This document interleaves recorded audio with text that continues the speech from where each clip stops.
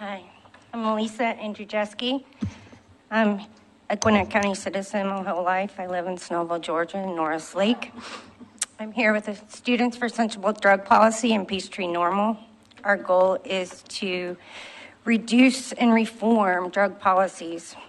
Today we're talking about the harms and reduction of harm in marijuana arrest. We're asking that all Gwinnett County Police Departments and all Gwinnett County Sheriff's Departments have another option besides a felony arrest. Not every case, but another option, like a citation versus a felony. You hear the statement almost daily in support groups. I'm only alive today by God's grace. That statement's so powerful, and it's also incredibly unrelatable to most people, but I understand that question too privately. In 2005, I ruptured 3 discs in my spine. That injury turned my life upside down. I became a patient instead of a person. It led to doctor's appointments 5 days a week, years of failed procedures, countless injections, major surgeries, and pharmaceuticals. My injuries and pharmaceuticals sucked me into a black hole. I spent 10 years as a suicidal, 80-pound, drug-induced zombie. At one time, I was prescribed 8 different controlled substances, 2 antidepressants, 1 mood stabilizer, 2 antipsychotics, and 1 sleeping pill. I didn't have to abuse my medication. I simply had to take them as prescribed. I was just like a junkie on a street corner. The only difference was my drug dealers wore white coats and a stethoscope. Addiction, shame, guilt, and suicidal thoughts engulf your world like black matter. You start to not recognize the person in the mirror. You start to isolate yourself. You start losing yourself. You pray for God to take it all away. You pray for it to pain it in. You pray to be human again. At the darkest time in my life, I was all alone, except for Facebook. You gotta love Facebook, right? I befriended 2 United States Army units that were stationed in Afghanistan and Iraq. They were so young. They were just kids. I lived through them. I laughed with them. I cried with them. They grew into strong United States soldiers. With all these celebrations also came heartbreak. I viewed as the evils of war changed their lives. I observed these young men live through hell, things that nightmares are made out of. I kept track as they struggled with extreme chaos and confusion, with death and grief and survival.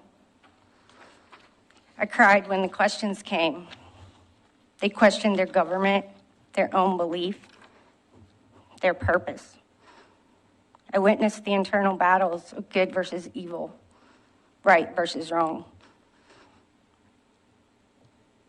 and friend versus enemy.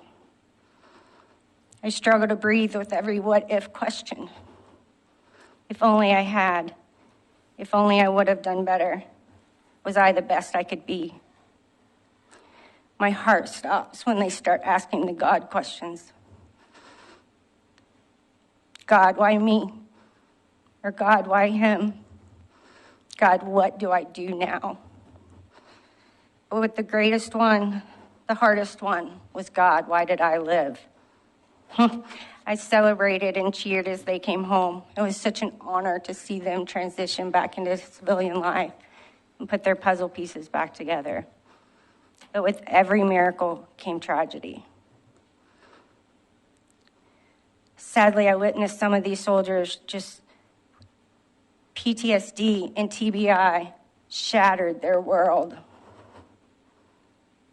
They struggled to find a job. They struggled to find their purpose. They're consumed with survivor's guilt, flashbacks, and nightmares.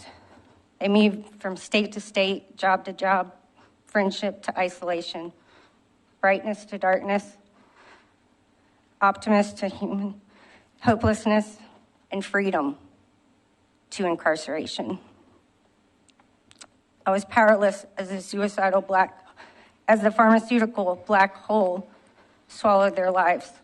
Some of these soldiers are prescribed 30 or more different medications at one time, while PTSD patients and pharmaceuticals make for a perfect storm, a deadly storm. Over the past 7 years, these young men have become my family. Seems strange, I know, because I really don't know them other than Facebook. But I'm so drawn to them. I understand them. I've been to the place where only demons and darkness live. I understand their questions. Because medically speaking, I shouldn't be alive today. And every day, I fight with the overwhelming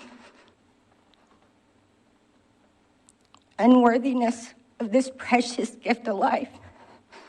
Because I ask God all the time, why me? Why did I live while many of these young men lost their lives? So how do you live with that guilt? And the answer is you stop being ashamed of your past and you fight to keep them out of jail over a plant. I'm going to say that again, a plant. Did you know we lose more veterans to suicide than to combat? And sadly, we lose more of them to mass incarceration over marijuana possession. Again, a plant. In 2014, there were 700,993 marijuana arrests in the United States. 619 of those, or 600 and over 620,000 were for simple possession. 92,271 were United States veterans. In the past 5 years, Georgia has an average of 30,000 marijuana arrests, with veterans being 4,500. In Gwinnett County alone, if you have 4 arrests a day, that's 1,214 a year. And of that, 364 are United States veterans.